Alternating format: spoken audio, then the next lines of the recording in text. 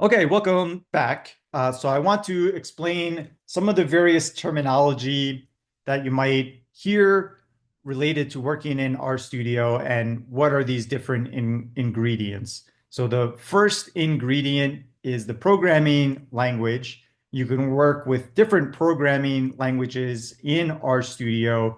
We are going to continue programming in R.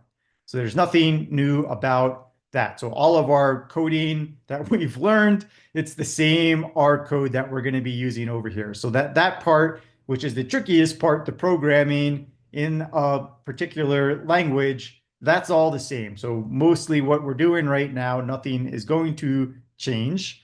So all of the previous information that you've been learning with tidying up data in the tidyverse, we're going to still use those same packages in RStudio.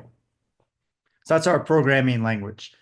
The software that we're going to be using is developed by a company called Posit. And they have RStudio is kind of their main software that they are developing, and that's what we are going to be using. So Posit, they're the software company that it develops RStudio, and that's what we're going to be working with. So that takes us to the next ingredient, which is the software that we're using, and we are going to be using RStudio. Um, and RStudio has a cloud version and it has a desktop version.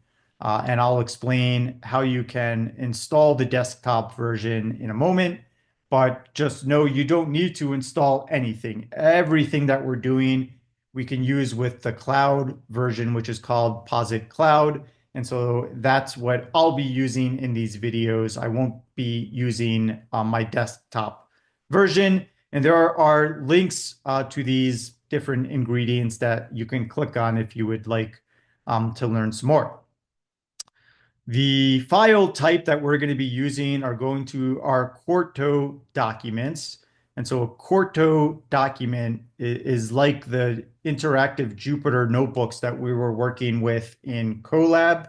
These are just documents that we can weave together executable code as well as narrative text and embed videos and other things. So we can create multimedia documents that include code that we can run as well as some other types of information that we can embed in the same document. So when you're teaching programming like I am, it's super nice to be able to have documents where you can both have code that students can play around with and then add some narrative or videos that kind of help teach students how that code is working. So that's our file types that we're going to be working with. And the extension on a Quarto document is a .qmd file. So in Jupyter Notebooks, we were working with .ipynb for interactive Python notebook.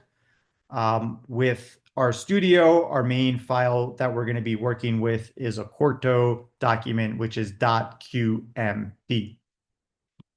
Um, I'll explain what this means. We can't see this just yet because we are not working in RStudio just yet, but there's going to be some front matter that we'll have to set up in our notebook initially, and that is called the YAML. Okay, and we've got the text that we're gonna embed in our document that's not the code, but just like the narrative text like we're reading right now, and how to put links and how to put bullets and format that text. That is all done with Markdown. And there are some really nice links here if you want to get under the hood of Markdown a little bit, or even just get the basics of Markdown. You're not going to really be required to type up too much fancy narrative text in these documents. Mainly, you're going to be interacting with a document that's already created. And on your homework assignment, you'll mostly just be entering code cells and maybe entering some basic text that you won't need to format all that much. But just know that The formatting of the text in the background, that is all done with this language called Markdown. Okay, and then that's kind of all of the ingredients that we need to get bogged down in. We've got our programming language, which is R. We've got our software, which is R Studio, and we're going to be working with Quarto documents in R Studio, and we'll be able to access R Studio through the cloud.